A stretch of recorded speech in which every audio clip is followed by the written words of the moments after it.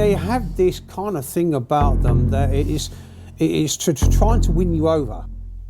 Once you've done something like this, right, it's in you. Yeah. It's in your DNA. This keeps happening over and over again in our communities. It's almost like a taste for blood.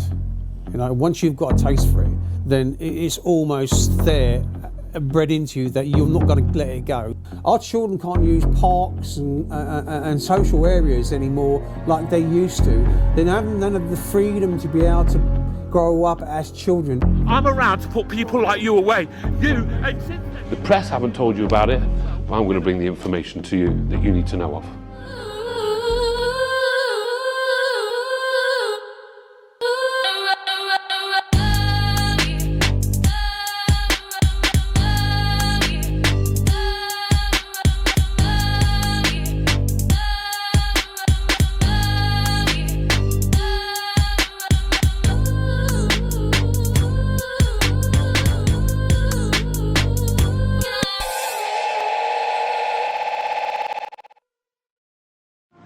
Past lives could never hold me down. Lost love, sweeter when it's fine. It's been some years since the transgender loony train steamrolled into town. Since then, we have noticed safe spaces being taken away from women and children. This episode is about a man that took away safe spaces of young, vulnerable women in the local gym of Nottingham, the Village Hotel. Don't wake me, I'm not dreaming. Past lives could never hold me down. Lost love, sweeter when it's fine. Zia Khan is a Muslim individual from my hometown, Bramcote, Beeston, Nottingham. These women that attended the Village Hotel, where he sexually attacked them in jacuzzis and throughout the Village Hotel gym, they trusted that establishment to be their safe space. This individual took that safe space away from them. And these are the crimes that I want to show you. This keeps happening over and over again in our communities. The press haven't told you about it, but I'm going to bring the information to you that you need to know of. When it's fine, I got the strangest feeling. This isn't all. Ladies and gentlemen, my name is Gurumit Singh and welcome to episode 3 of my Predator Hunter series. Today we've got a very special guest, Alan Merritt. Thank you. Thank you so much for travelling down for us. I know you've been a little bit unwell. We all caught a little bit of a fever after the demonstration and Alan's been quite bad with it, but thank you very much for coming today. No, it's a pleasure. Obviously, Alan, I sent you the article of the individual in question today, Mr. Zia Khan from Riverside Crescent in Bramcote, Nottingham, my hometown. He entered the Village Hotel last year, I think it was May, June time, sexually attacked a number of girls. A few of them he got found guilty for, a couple of them he was acquitted for.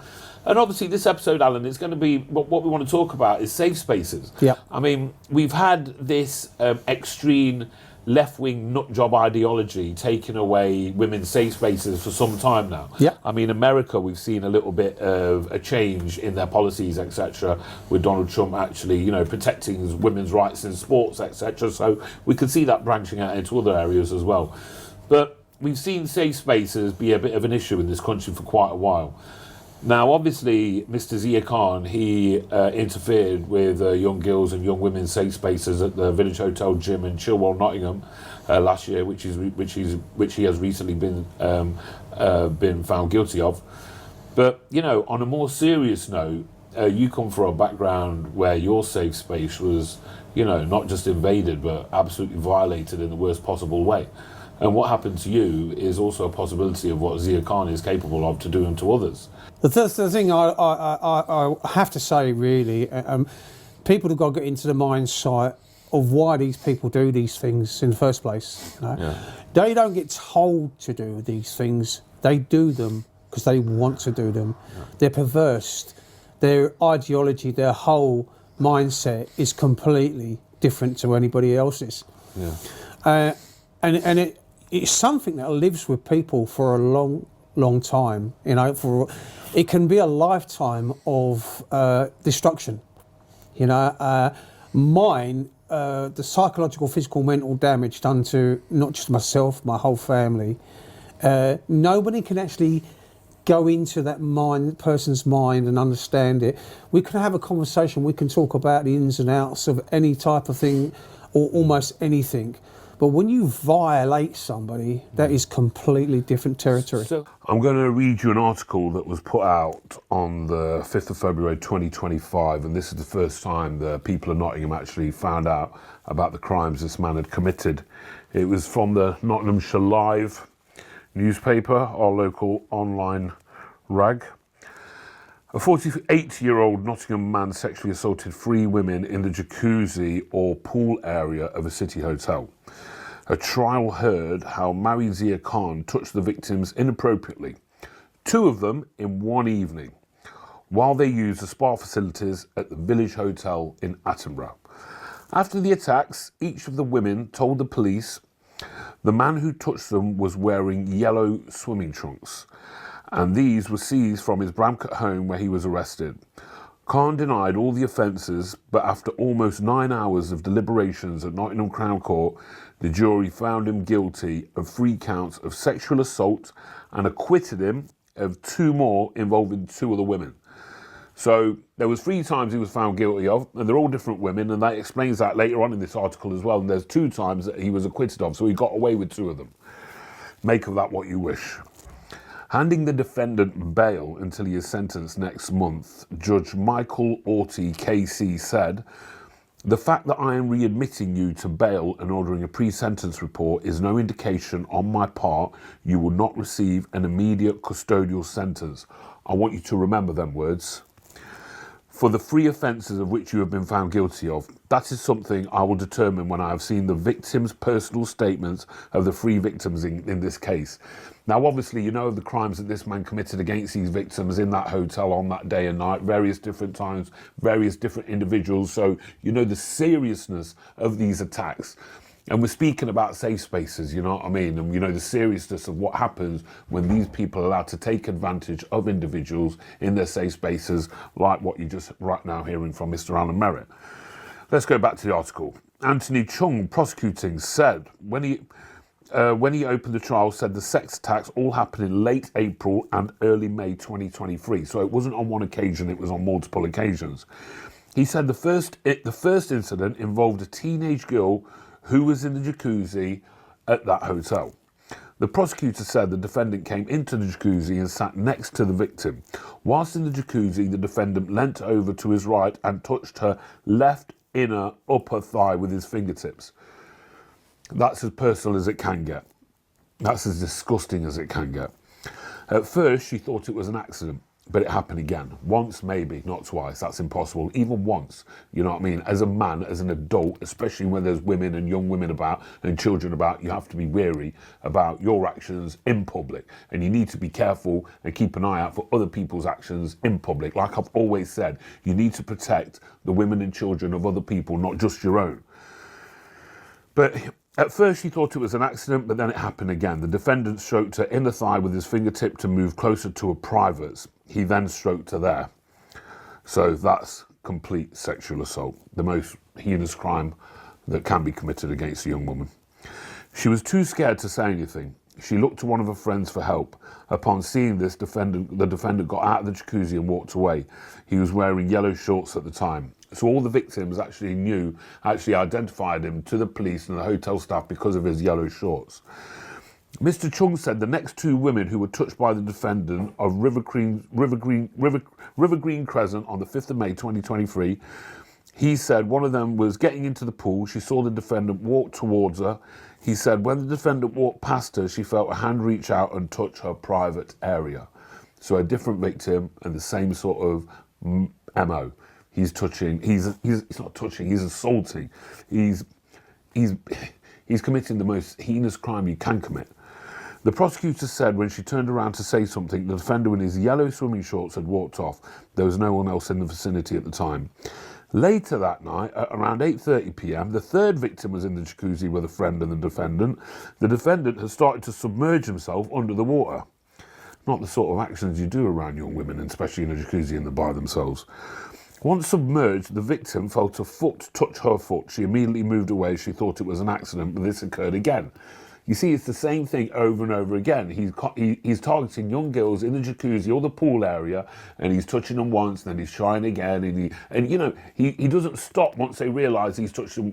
He's touched them once, even if it's by accident, and backs off. He doesn't do that. He goes back in for a second attempt and a third attempt, and he's doing it to different victims, all while wearing his disgusting little yellow shorts. When they were both sitting in the water, she felt the defendant's foot touch her calf and started to rub her leg. Now, that cannot be, it's impossible for that to be an accident at all. The defendant's foot then moved up to her thigh. Again, the defendant was wearing a pair of yellow shorts.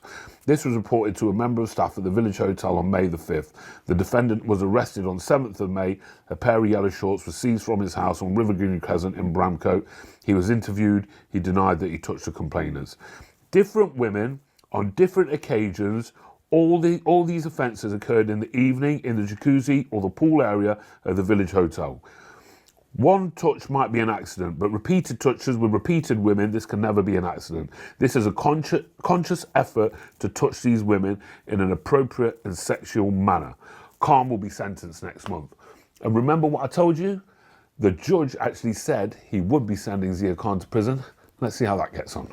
I personally think that your professional expertise is invaluable in maybe giving us some more insight into Mr. Khan, and also warning people at home what they need to look for when they're in these so-called safe spaces, such as your gyms or your schools or your workplace, what they can keep an eye out for themselves, just so inevitably they don't end up becoming a victim by one of these sick individuals. So Zia Khan, as I told you, he sexually attacked numerous girls at the Village Hotel in Nottingham, my hometown, last year. Recently he was sentenced. He got found guilty of 3 sexual attacks. He was acquitted of 2 more, I think that was it. He was basically in the jacuzzi touching people up. A few of them got together who he had attacked. He was wearing yellow shorts at the same time, and then they took it to, obviously, the staff there, who then took it to the police. Police raided his house, took the shorts. His trial was recently, I think, within the last week or so. The jury deliberated for 7, 8, 9 hours, and they found him guilty of 3 counts and acquitted of another 2. How dangerous do you think this individual is to young women, young children in the future? I think once you've done something like this, right, it's in you. Yeah. It's in your DNA. It's almost like a taste for blood. Once you've got a taste for it, then it's almost there, bred into you, that you're not going to let it go. Do you think it's the first time he's done something like this? No. Right, okay. That's what I thought. This person is made in a particular way that it's in there, it's built in them. They're kind of like... It's a very, very difficult thing to say. They kind of like put trust into people and try to win people over, whether it be a smarmy way or a pretense way, a false way, a persona that is... He comes across like that sort of individual anyway. Multiple times, even though this happened at the Village Hotel in May, June last year, it was around about that sort of time he joined my gym. And this was brought to my attention recently by a family member who just basically said, because this is where we're from, Bramcote, you know what I mean? My family's been in Bramcote since the late 50s. So, being it so close to home, it is kind of shocking. So when he was arrested for his crimes at the Village Hotel, it seems like he switched gyms, and he's been at my gym for a while. Now, I've still got that mentality that I grew up with, and I think everybody should take this very seriously. My mother and grandmother used to tell me, don't talk to strangers. Yeah. Don't take sweets off strangers. I'm still like that now. Yeah. If I don't know you, I don't talk to you. Yeah. And he always came across as a very slimy individual that's tried to befriend myself in the gym, but obviously me being the way I am, I've kind of shunned him off.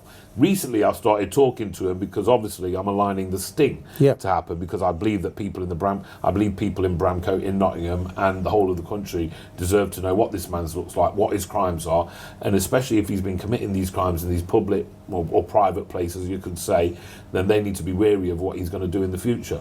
So what you've actually said there, he's slimy, manipulative, that sort of way. He comes across just like that. But they have this kind of thing about them that it is to trying to win you over. Yeah. And it's a very, very difficult trait. Yeah. To try and manipulate somebody into thinking, look, I'll make them feel that I think I'm a good guy. Yeah. I get that sense from him a lot. And he tries a little bit too hard. I look them in a certain way. I won't go in too quickly, but kind of like pigeon steps. Yeah. And those pigeon steps might give me a little bit of leeway where they think, oh, well, this guy isn't full on. Yeah. I've met him before. He said something to me before. He seemed okay then. It won't hurt to interact yet again. Yeah. And there are ways and means that these people do it. It's almost like a psychological profiler. Yeah. And that's how they do it. What sort of advice have you got to his victims or anybody who maybe have their children go into these sort of gyms, what they need to watch out for? What would be your sort of advice if you could give it to maybe a younger yourself or the victims of Zia's crimes? What could you do to maybe, you know, I know, to prevent these sort of sadistic acts happening from you? Is there anything that they can do? I think we live in very different circumstances today to probably what we did. Things have changed quite dramatically. Yeah. I kind of think it's kind of snowballed. When people say, you know, it's got worse, I believe it's got worse. I think this profiling has got worse. I think it's a case of that you've got to find it hard to trust anybody. Yeah. On face value anymore, because what you see isn't always what you get. Yeah. And that is the difficult thing. And you only have to make a mistake once. And that mistake can haunt you and come back to play with your mind for many years afterwards. And thinking, why did I do what I did? Why didn't I do what I should have thought I should have done? And your mind really does play tricks on you. Yeah. You have to be so cautious, so careful. Always keep your distance with people. You've got to make sure, if not once, twice, 3, 4, 5, maybe even 6 times, don't open up too early, because that could be your own downfall. And I know that sounds a callous way of putting it across. No, it's not. I think it's a perfectly sensible way of living your life. But you've got to be very careful today, because we live in very strange times today, and people today are very. People aren't what they used to be, right? There are some good people out there, but there's some very bad people out there. Right behind me is the Village Hotel, Beeston, Nottingham, Chilwell really to be specific, where I'm born and bred. This is the location where Mr. Zia Khan last year sexually attacked numerous amounts of girls in the hot tub in the gym and spa facilities here. I have with me Bob. Now, Bob's my main security when it comes to these stings. He helped us with Kira's Justice on getting Harry Shunker, and we're actually got a couple of stings happening today. But I wanted Bob's input about something. Bob, thank you for helping us out with this. No problem, mate. Because basically, you know, you go to the gym a lot, I go to the gym a lot, and Yep. I thought I'd get your expertise opinion on something we can actually give to the families whose children, whose young daughters especially, are going to these gyms. I mean, what do they need to do to watch out to keep themselves safe in a public environment like that, so they don't become victims of such disgusting, heinous individuals like Zia Khan? Well, what's your thoughts? For a father of 5 who's got 3 children 3 girls who train, and the teenagers, it's a great question. For myself, I make sure the girls go to my gym, where I know a lot of people that are in the gym, and the people that are in the gym know they're my girls. Yeah. So, you know, when I'm not there, they tend to be looked after anyway. Go to the gym in pairs. My kids won't go to the gym on their own. They'll always go with a friend. How old are your children, like? 14, 15 and 16. Yeah, so they are young as Yeah. well. So I think this information is vital to, especially young girls of that age as well. Yeah, and absolutely. And this information is vital for the parents that can hand this knowledge on to them as well. Yeah, I mean, from a parent's point of view, they've got to be mindful that gyms are now open 24 hours a day. Yeah. What you don't want your child to be doing is going at the quiet times, 8, 9, 10 o'clock at night, where anyone can Yeah. be in there and the gym's quiet. Yeah, You know, if definitely. you can get your child going to the gym during busy times, the safety of that child just increases dramatically. Yeah. And like I said, if you get them going to your gym, where people know you and they know they're your children, subconsciously they're looked after anyway. Yeah, we need to take care of ourselves in this community. And Yeah. thank you very much for your input. No problem, Bob. mate. All the best, and let's go and get on these things. Yeah. So it's day 1 of the sting. I'm still trying to get over what I heard from Hannah Merritt's testimony yesterday. It brings me faith and strength and legitimacy to what I do, because it's for victims like that. The world needs to know who these assailants are. They need to be named and shamed. Just on my way to pick up the production team. Let's see how we get on. So this is day 2 of playing the waiting game. And these things are never as simple as what you plan out. like all plans have a plan of changing a lot, you know what I mean? So we're waiting around for our assailant. All the intelligence shows me that he comes here a good few days a week, comes at around about 11 a.m, leaves at about 3 p.m, so we've been waiting here for 2 days for him. We've got everything else wrapped up in the documentary, so hopefully we should have our hands on him by the end of today. But this is never easy, these sort of things. There's a long waiting game to play, so you just got to have the patience for it. But we will see it out, because it is important that I bring the public the news that matters, so they can protect their families and their loved ones. It's day 3 now. All my intelligence showed me beforehand, because when Mr. Zia Khan committed these crimes last year and he was arrested, he stopped going to the village gym and he actually joined the gym that I actually attend in Nottingham. So that's something I do want to talk to the police about, because I'm sure, obviously, if you're committing these sort of crimes in a public place like a gym, surely your bail conditions would state that you can't be going back to another gym to maybe even commit these other crimes, especially when you're on bail for such serious sexual offences as well. So yeah, I've got intelligence on him that he attends the gym at a certain time, he leaves and comes back at certain times, but that's not quite worked out, and that's what this game's like sometimes. So a couple of times now, I'm actually down here right now. I keep following him to a Thai massage parlour. We all know the sort of debauchery that goes on in them establishments. I'm surprised I didn't see a couple of my lads come running out. But yeah, but I've also got a bit of intelligence that he goes to an Aldi or Lidl just around the corner from his house. So I'm hoping to catch him here or catch him there. So I'm by myself. I've got a little friend helping me, so he's keeping an eye on the massage parlour right now. So let's see how we get on.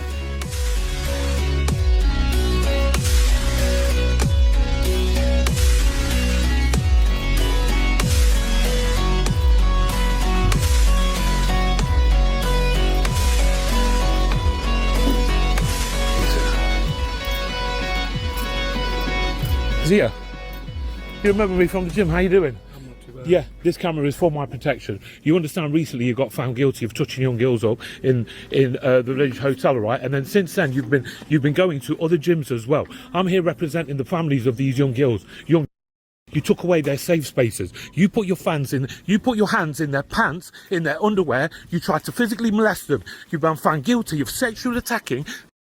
How do you think it is? Answer the families right now. The families who let their go to safe spaces such as the Village Hotel, and what did you do?